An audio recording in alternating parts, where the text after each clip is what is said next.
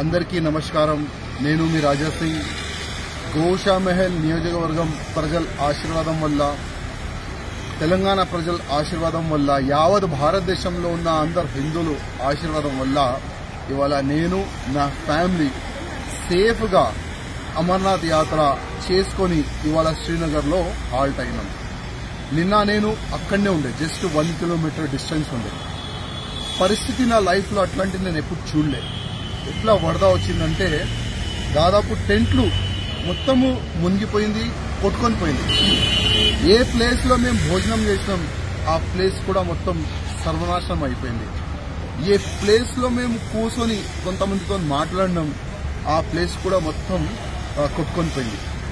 దాదాపు గుడి ప్రాంగణం కిందనే వేల సంఖ్యలో టెంట్లు ఉంటాయి.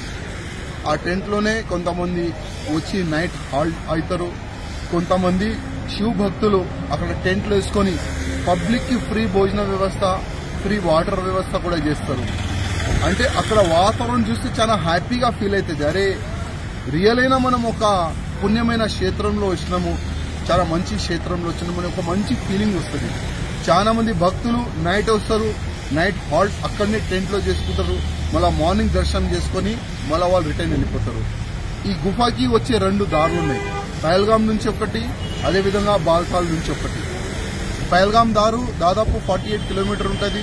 ఈ బాల్తాల్ దారు దాదాపు 16 కిలోమీటర్ ఉంటుంది. పని కొద్ది హార్డ్ ఉంటుంది. చాలా వరకు గుర్రాల పైన వస్తారు, ఇంకా 4 ఎత్తుకొని తీసుకొని వస్తారు, ఇంకా చాపర్లు కూడా వస్తారు. అన్ని విధాలుగా ఈ కార్యక్రమంలో పై వచ్చే వ్యవస్థ ఉంటుంది.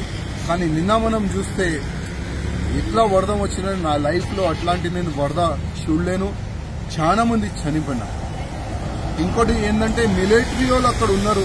దాని గురించే మిలిటరీ వాళ్ళు చాలా వరకు మంచి పని చేసినారు. చాలా వరకు పబ్లిక్ని మిలిటరీ ఆఫీసర్లు సేవ్ చేసినారు. ప్రతి ఒక్క 10 ఫీట్కి ఒక మిలిటరీ ఆఫీసర్ కూడా అక్కడ అపాయింట్ చేసినారు. ఇవాళ ప్రాణహాని ఎక్కువ జరగలేదంటే దానికి మిలిటరీ వాళ్ళ వల్లనే ఎక్కువ ప్రాణహాని జరగలేదని మనం చెప్పొచ్చు. ఎందుకంటే ప్రతి నిమిషంకి వాళ్ళు అలాట్మెంట్ చేస్తున్నారు. ఇక్కడ నుంచి వెళ్ళిపోండి, జల్దీ దర్శనం చేసుకోండి, వాతావరణం ఖరాబ్ అవుతుంది, వాతావరణం చేంజ్ అవుతుంది, మీరు ఇక్కడ వెళ్ళి ఉండేది కూడా భక్తులకి వారు మరీ వాళ్ళు రిమాండ్ కూడా చేస్తారు. ఇవాళ అందరు సేఫ్ ఉన్నారంటే భక్తుల వల్లనే కూడా, అదేవిధంగా మిలిటరీ వల్ల కూడా చాలా మంది సేఫ్ అయినారు. ఎందుకంటే భక్తులు కూడా చాలా మంది అక్కడ సేవా కార్యక్రమం కూడా చేస్తారు.